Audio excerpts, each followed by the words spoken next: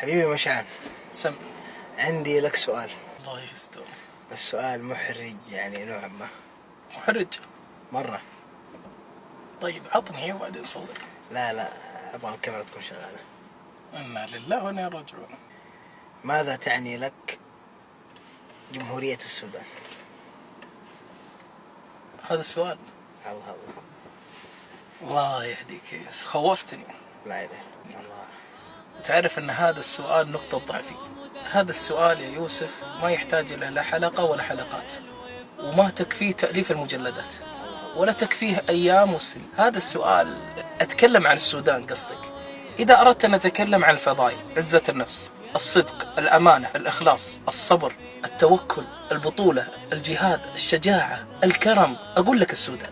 شيخ يوسف أنت تعرف لفيت بعض بلدان العالم في الدعوة إلى الله، والذي نفسي بيده ما رأيت ولا أتوقع إلا أن يشاء الله إلى يوم القيامة شعب مثل السودان. في الإقبال تجدهم في الإقبال، تنظيم في الترتيب شيء عجيب. يعلم الله أنهم في فقر لا يعلمه إلا الله، يده يتمنى أنها تنقطع يأخذ منك ريال ولا جنيهات بالعملة السودانية.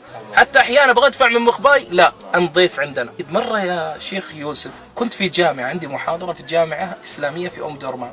كانت في دكتورة بروفيسورة هي اسمها هاجر، كبيرة في السن، قالت لي هذه عميدة الجامعة، قالت لي عندكم قبل فترة سوداني أكرمتموه، الأمانة الأمين حق الغنم، تعرف المقطع هذا اشتهر؟ قلت نعم يستاهل. قالت سمعت أنكم أعطيتوه كم ألف وأنكم جبتوا هو وأمه يعتمر. قلت هي يستاهل. قلت كل الأمانة اللي سواها. قالت إيش الأمانة؟ عشانهم ما عطاهم خروف أو كذا وأمين على الحلال؟ قلت ايوه. قالت حنا يا الشعب السوداني نشوفه إنه ما سوى شيء جديد ولا غريب، حنا تربينا من صغرنا على الأمانة. قلت يا الله. يعني باختصار يا شيخ يوسف، إذا بتكرم رجل أمين فأقول لك أكرم أهل السودان. ما ودي أن أتكلم عن هذه، ولكن من باب البشائر أقولها لك يا شيخ يوسف.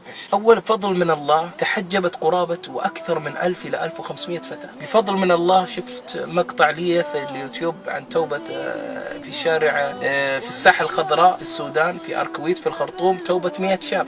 الدعاء راحوا لهم بعدي، أبو ثامر، ورأيت في الحفلة الغنائية تركوا الحفلة الغنائية ثم يتوجهون للدين. فالشعب بسيط، ولكن رسالتي شيخ يوسف لك ولدعاتنا وعلمائنا وتجارنا، وين السودان؟ هذا الشعب الطيب. الله يسلمك. والله أنا أهل السودان صراحة يعني أصحابي سودانيين كثيرين جدا ما شاء الله. والله رأيت منهم الصدق ورأيت منهم الأمان ورأيت منهم الإخلاص. فصراحة شعب لا يوصف.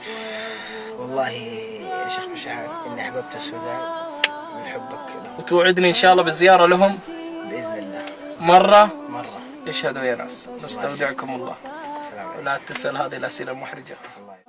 وكونوا على العهد نجني ثمارا ونغرف مما بين بارتواء. قلوب كنقش الغيوم تنامت وفي إثرها الغيث يهمي سقا.